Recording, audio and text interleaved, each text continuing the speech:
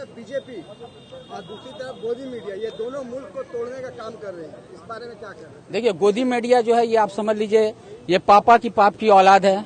पापा की औलाद से ये नाजायज बाप के वो औलाद है जो हवस की भूख में, नादानी की चूक में, शैतानी मादर कोख से जन्म लेने वाले ये वो हैवान के डीएनए शैतान गोदी मीडिया है जो सिर्फ अपने पापा की औलाद, अपने पापा की प्रोपेगेंडा करती है।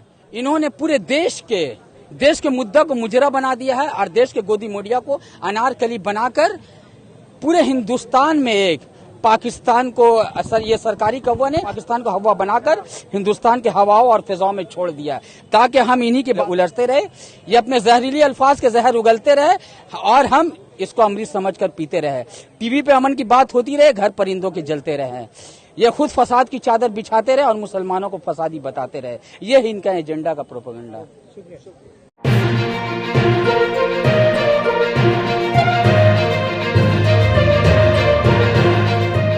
अगर आप शासन में हैं, आप प्रशासन में हैं और शासन प्रशासन में रहकर अगर आप जनता को परेशान कीजिएगा तो इसकी जिम्मेदार कौन है? आप हैं।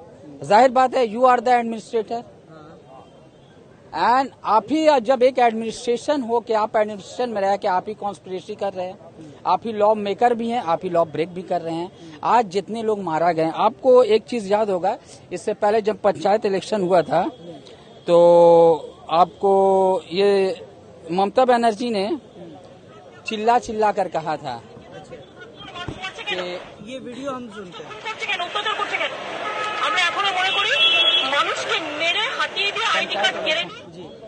तो ये देखिए, ये वही ममता बनर्जी है लेकिन सिर्फ चेहरा वही है, मुखौटा पहन लिए हैं।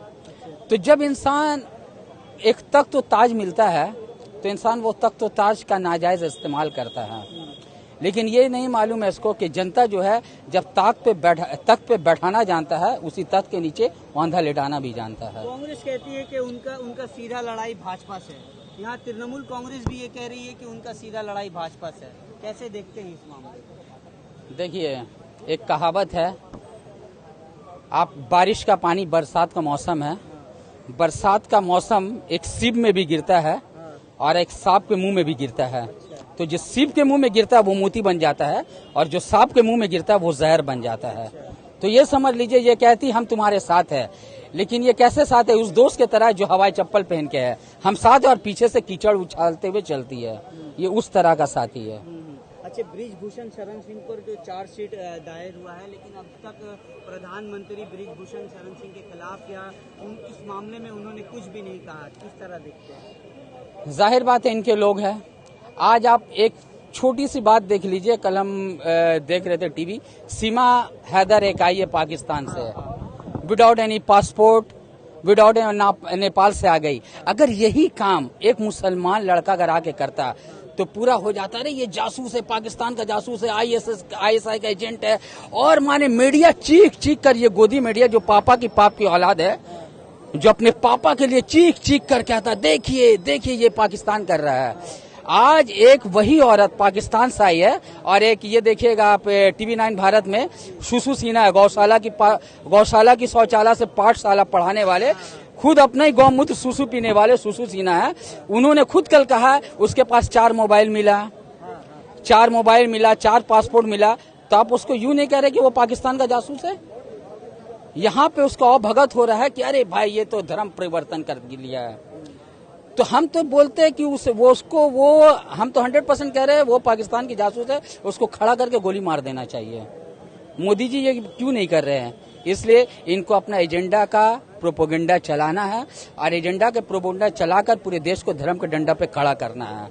ये इनका सवाल। एक तरफ बीजेपी और दूसरी तरफ गोदी मीडिया, ये दोनों मुल्क को तोड़ने का काम कर रहे हैं, इस बारे में क्या कहना है? देखिए, गोदी मीडिया जो है ये आप समझ लीजिए ये पापा की औलाद है।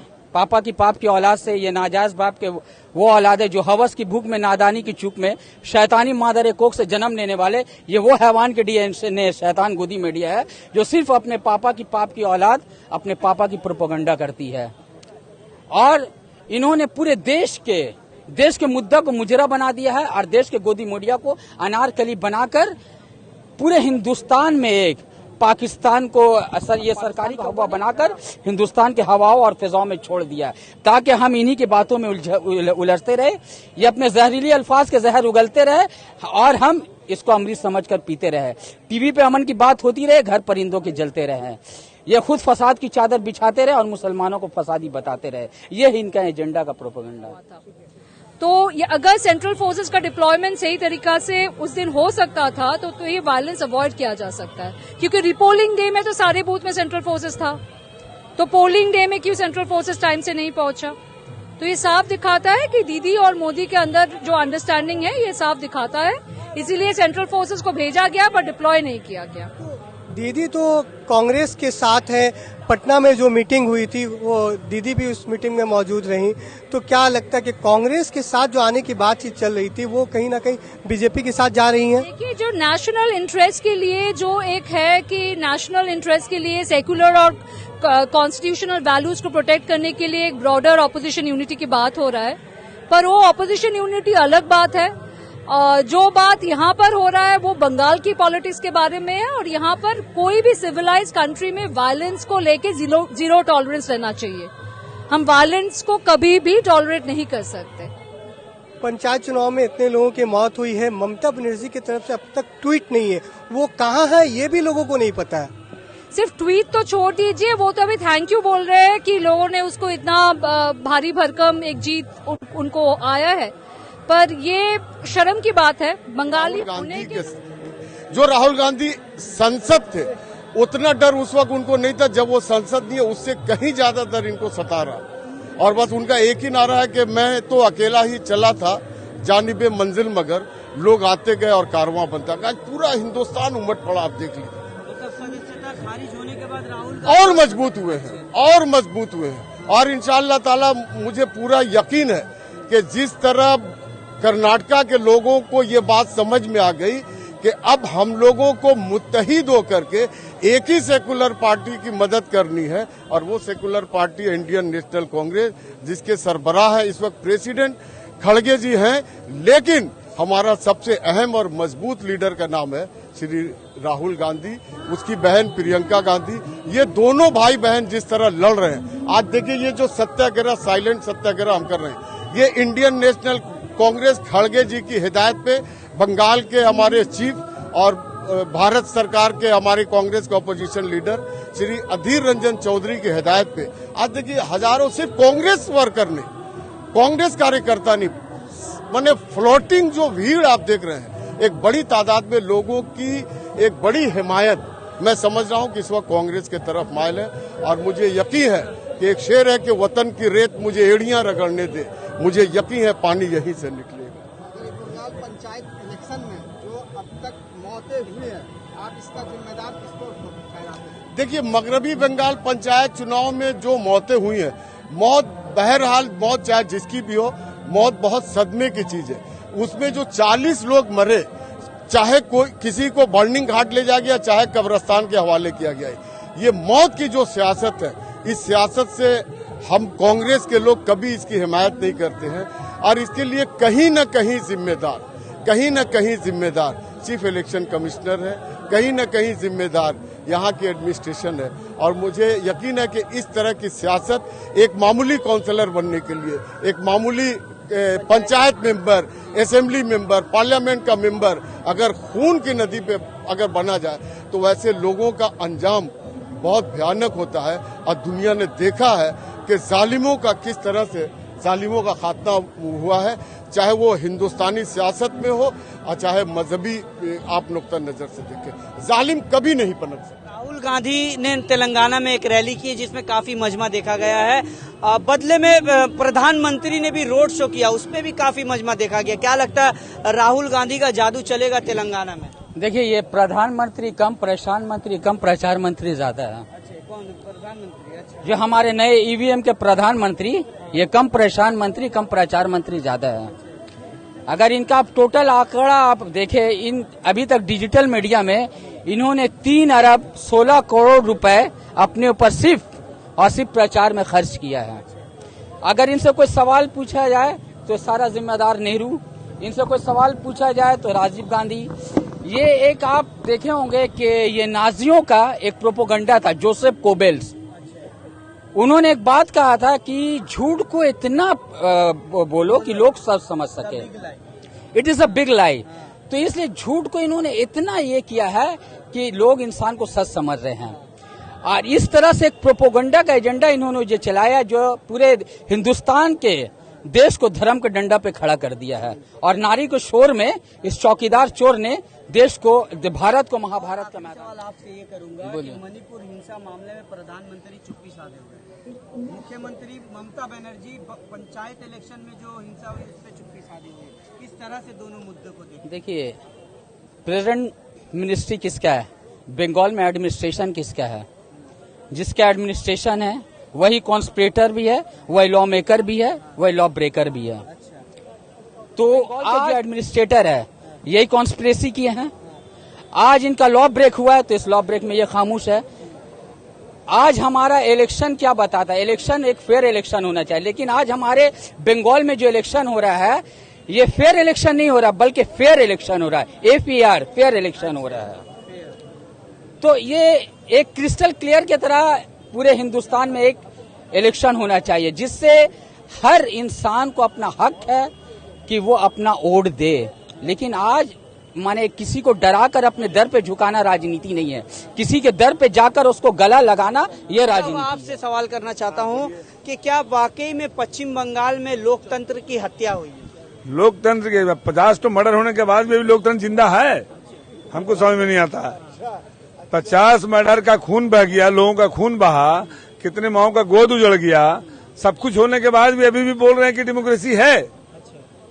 ये समझिए आप, ये ममता जिस तरह से आज दिल्ली में हमारा जो PM जैसा झूठा है, उसी तरह से आज हमारा जो बंगाल का CM है ना झूठी, दोनों सेम है, दोनों कोई अलग नहीं है। और दोनों का अंदर आप पर भी मानहानि का वो हम क्या बोल रहे हैं, झूठा तो झूठा ही रहेगा ना भाई।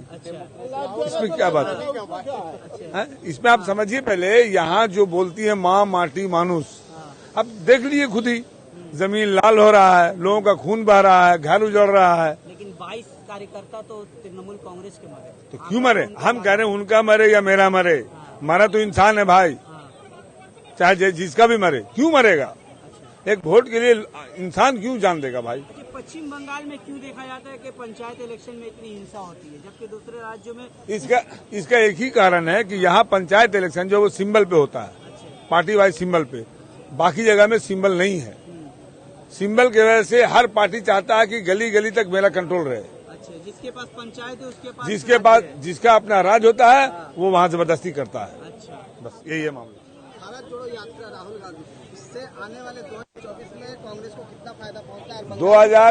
2024 में दिल्ली में अगर कोई टक्कर देने वाला है तो वो है सिर्फ और सिर्फ कांग्रेस, उसके अलावा कोई नहीं। फिर भी कांग्रेस हर छोटी पार्टी को ये ऑफर दे करके है कि भाई बीजेपी से लड़ना है, आप मेरे साथ आए। अब कौन पार्टी आएगा कौन नहीं आएगा, आपको ऐसा लग रहा है? इंशाल्लाह हम लोग हुकूमत पे कब्जा करेंगे। डेमोक्रेसी तो बैंड हो गया भारतवर्ष में, डेमोक्रेसी तो नहीं है। जैसा है नरेंद्र मोदी, ऐसा है ममता बनर्जी बंगाल में। दोनों ही एम दे के हो रहा है, एक मोदी एक दीदी। अरे दीदी मोदी दोनों भाई बहन, दोनों चोर है, एक चोर एक डाकात।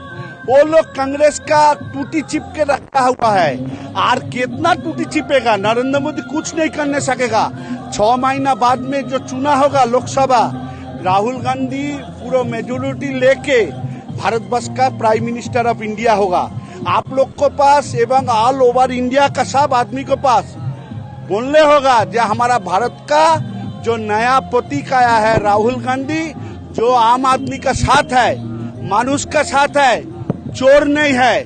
और वो लोग चोर होके नीरव मोदी, अदानी, ये लोग को पैसा देके भाग रहा है बाहर, कोई को धर के ले आने नहीं सका इंडिया में। तो डेमोक्रेसी शेष हो गया।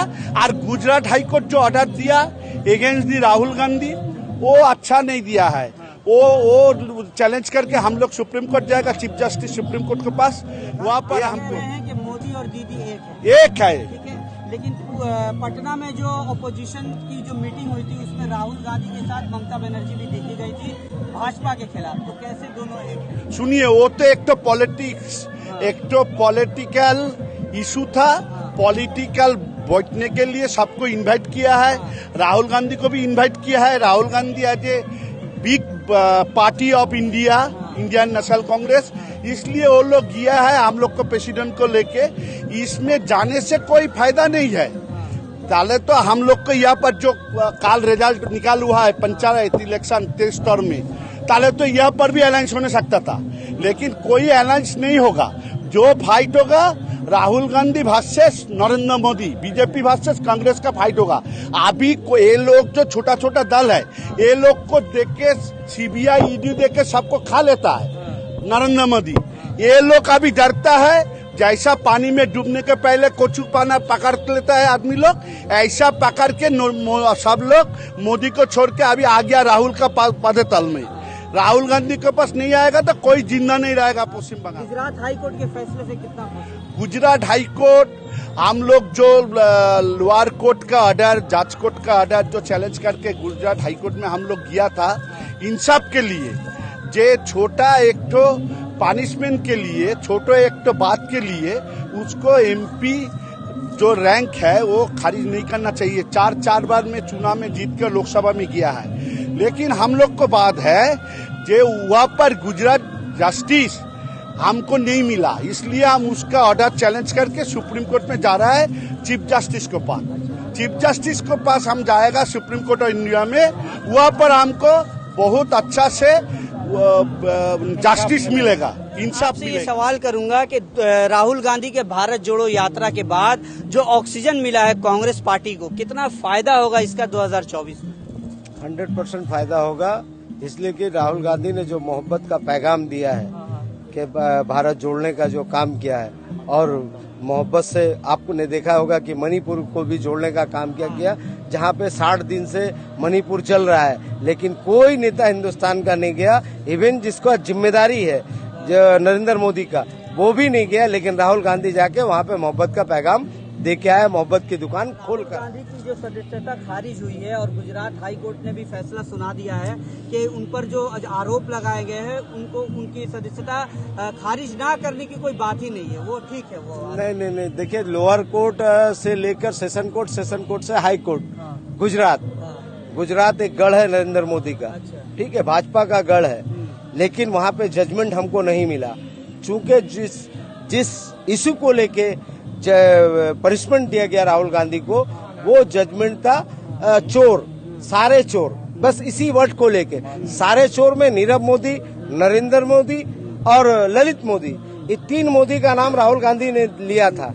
वहाँ पे किसी भी और दूसरे मोदी का नाम नहीं था। बाद में वीर सावरकर का भी नाम लिया, एकदम वीर सावरकर का भी नाम लिया, वो अलग से केस हो रहा है, वो अलग से केस है, तो वो केस चलेगा, उससे हम लोग को डर नहीं है। जो फैक्ट है राहुल गांधी वही बोलता है, राहुल गांधी झूठ नहीं बोलता है। चोर तो गया भाग के हिंदुस्तान से, नरेंद्र मोदी भाग के गया, ललित मोदी भाग के गया, तो राहुल गांधी ने गलत क्या बोला? ये तो बदले की भावना से ये जजमेंट आया है, ये जजमेंट सिर्फ और सिर्फ बदले की भावना, और हमें भारतवर्ष के कानून पे पूरा भरोसा है, सुप्रीम कोर्ट में हमको इंसाफ मिलेगा। सर, एक आखिरी सवाल ये करूंगा कि बृजभूषण शरण सिंह जो भाजपा के बहुत बड़े नेता माने जाते हैं, भाजपा के सांसद भी है, उन पर जो यौन शोषण का आरोप लगा है, 354 धारा लगाई गई है, उसके बाद भी वो दिल्ली की सड़कों पे खुलेआम घूम रहे हैं, और राहुल गांधी ने सिर्फ मोदी सरनेम को एक लेकर के एक बात कह दी थी कि उन पर इतने बड़े आरोप लग गए और उन पर इतना बड़ा चार्ज है। तो इसीलिए तो हम लोग आज का जो मौन धरना दे रहे हैं, पूरे भारतवर्ष में आज हर स्टेट के गांधी मूर्ति के सामने हम लोग धरना दे रहे हैं, मौन धरना दे रहे हैं, सिर्फ इसी कारण से कि हमें डेमोक्रेसी को बचाना है। जिस तरीके से डेमोक्रेसी को खत्म किया जा रहा है, आज बृजभूषण सिंह के ऊपर में जिस तरीके का आरोप लगा, जिस तरीके से उनके ऊपर में एक छोटी महिला लड़की के तरफ से भी आरोप लगा था, जिसको खारिज कर दिया गया, पोक्सो एक्ट खारिज कर दिया गया, सिर्फ इसलिए कि बृजभूषण सिंह को बचाना है, क्योंकि बृजभूषण सिंह अगर जेल के अंदर जाता है तो कम से कम बीजेपी का यूपी के अंदर में 10 से 12 सीट पे नुकसान होगा। सिर्फ उसको बचाने के लिए बृजभूषण सिंह को बचाया जा रहा है और कानून का खून किया जा रहा है। लोअर कोर्ट फास्ट ऑर्डर दिया था, वो जज को आउट ऑफ टर्न में सीनियर लोग को टपका के वो लोग चला गया, प्रमोशन हुआ, इसलिए हाईकोर्ट उसको स्टे लगाया, बोला उसको प्रमोशन नहीं देने सकेगा। इसलिए हम लोग को पूरा एकदम परिष्कार हो गया है जो लोअर कोर्ट का जज करप्टेड था, इसलिए अगेंस्ट राहुल गांधी ऑर्डर दिया है। हम लोग को इंसाफ मिलेगा सुप्रीम कोर्ट। युवा हमें दिख रहे हैं जो राहुल गांधी हमेशा युवाओं की बात करते हैं और खुद भी युवा एक नेता माने जाते हैं। आज हिंदुस्तान में उनकी जो छवि भारत जोड़ो यात्रा से बनी है, ये एक बहुत बड़ा ऑक्सीजन मिला है कांग्रेस पार्टी को। तो हम युवा से ये सवाल करेंगे कि क्या तेलंगाना में जो राहुल गांधी ने रैली की है उसमें जो लोगों ने पीएम का नारा लगाया है, कितना सहमत है इससे आप? हम तो इससे बहुत सहमत है। तेलंगाना में क्या, आने वाले दिन में हर स्टेट में ये नारा लगेगा और हम लोग के वेस्ट बंगाल में आस्ते आस्ते हम लोग ग्रोथ कर रहे हैं हर चीज में, और इंशाल्लाह हम लोग का जो राहुल गांधी जैसे स्टेप ले रहे हैं, जैसे पूरे डाउन लेवल पे जो काम कर रहे हैं, हर चीज में आगे बढ़ रहे हैं, इसे देख के हमें लग रहा है आने वाले दिन में हम लोग के प्रधानमंत्री राहुल गांधी ही बनेंगे। राहुल गांधी के भारत जोड़ो यात्रा के बाद से क्या लगता है कि भाजपा घबरा गई है कि भारत जोड़ो यात्रा से जिस तरह लोग जुड़े? जरूर, बिल्कुल घबरा गए हैं। अच्छा, तभी तो आप देख रहे कितना एलिगेशन लग रहा है उनके ऊपर में, इतना जो बीजेपी वाले लोग इतना डर चुके हैं राहुल गांधी से कि उन लोग को लग रहा है कि आने वाला 2024 में हम लोग का सरकार डगमगा सकता है। इसलिए झूठ एलिगेशन 5 स्टेज में होने वाला 5 क्या स्टेज। लगता है राहुल गांधी को फायदा पहुंचेगा कांग्रेस? बिल्कुल फायदा पहुंचेगा। जैसे आपने कर्नाटका में देखा, वैसे ही इस 5 में से मतलब 5 में से 5 में एकदम गारंटी के साथ हम लोग को फायदा मिलेगा। कांग्रेस आएगा, कांग्रेस ही आएगा।